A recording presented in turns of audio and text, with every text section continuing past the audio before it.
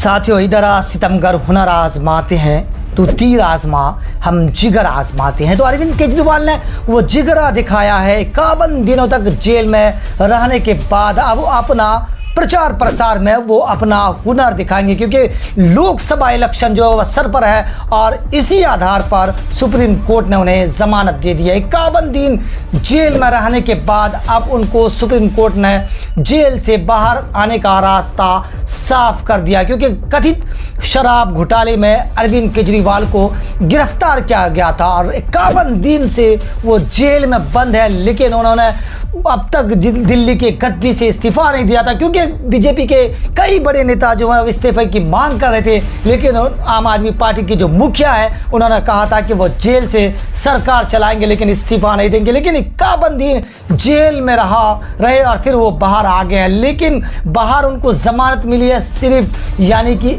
21 दिनों के लिए, क्योंकि उनको 21 मार्च को गिरफ्तार किया गया था और अब 21 दिन वो जेल से बाहर रहेंगे, क्योंकि ईडी ने उनका विरोध किया था कि उनको जमानत पर रिहा ना किया जाए, उनको बाहर ना निकला जाए। लेकिन मनु सिंघवी जो है, जो सीनियर वकील है, उन्होंने कहा कि क्योंकि चुनाव का टाइम है और उनकी पार्टी उनको प्रचार प्रसार करना है, इसी आधार पर उनको जमानत दे दी गई है। लेकिन जमानत जो वो 21 दिन तक वो जेल से बाहर रहेंगे और 1 जून को यानी कि जब लोकसभा चुनाव इलेक्शन का जो रिजल्ट आएगा, लोकसभा इलेक्शन का जो रिजल्ट आएगा उससे 3 दिन पहले उनको फिर से जेल जाना पड़ेगा। लेकिन इसी बीच सबसे बड़ी बात यह है कि जो इंडिया अलायंस ब्लॉक है, इंडिया अलायंस को बड़ा समर्थन मिलेगा, क्योंकि अब वो प्रचार प्रसार करेंगे और देखना होगा कि सरकार पर यानी कि भाजपा सरकार कर वो किस तरह से हमलावर होंगे, क्योंकि वो दिल्ली में एक मजबूती मिलेगी। क्योंकि पिछले इलेक्शन में यानी कि 2019 के चुनाव में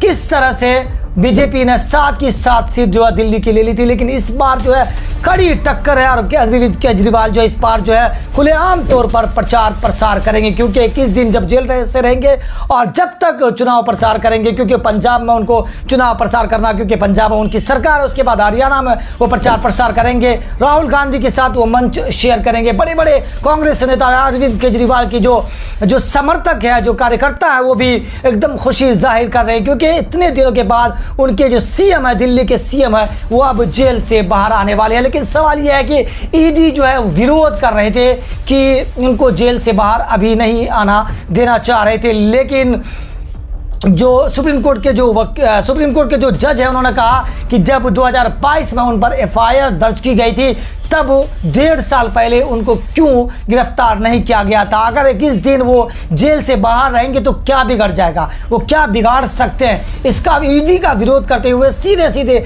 लफ्जों में कहा कि वो अब जेल से बाहर होंगे और जमानत उनको मिलनी चाहिए, क्योंकि उनको उनकी पार्टी है, उनका प्रचार प्रसार करना होगा। लेकिन एक शर्त ये रख दी है कि वो सचिवालय नहीं जाएंगे और वो दफ्तर नहीं जाएंगे। यानी कि जो अरविंद केजरीवाल हैं वो सीएम तो है, लेकिन सीएम जब उनकी जो उपराज्यपाल है दिल्ली से, उनको किसी फाइल पर साइन करने के लिए या किसी फाइल को मंजूरी देने के लिए उनको इजाज़त लेनी पड़ेगी, तब जाकर वो साइन कर पाएंगे। लेकिन सवाल यह है, क्योंकि इंडिया अलायंस की जो एक बड़ा जो घटक दल है, आम आदमी पार्टी जो बड़ा चेहरा है भारत में, क्योंकि भाजपा सरकार के खिलाफ वो मुखर कर बात करते हैं, अब वो जेल से बाहर आने वाले हैं, क्योंकि उत्साह है उनके कार्यकर्ता और बहुत सारे लोग जो हैं, बहुत सारे कार्यकर्ता, चाहे वो कांग्रेस के हो, चाहे वो आरजेडी के हो, चाहे वो आम आदमी पार्टी को, सारे कार्यकर्ता खुश है, क्योंकि एक बड़ा घटक दल के नेता जो है अब वो जेल से बाहर आने वाले हैं। और अब सवाल लोग ये देखना चाह रहे हैं कि कितना मुखर होकर भाजपा सरकार के खिलाफ, उनके नीतियों के खिलाफ वो किस तरह से अरविंद केजरीवाल आप हमला बोलेंगे।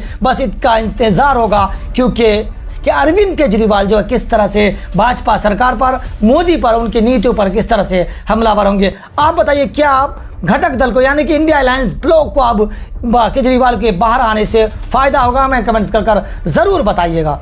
बहुत शुक्रिया वीडियो देखने के लिए।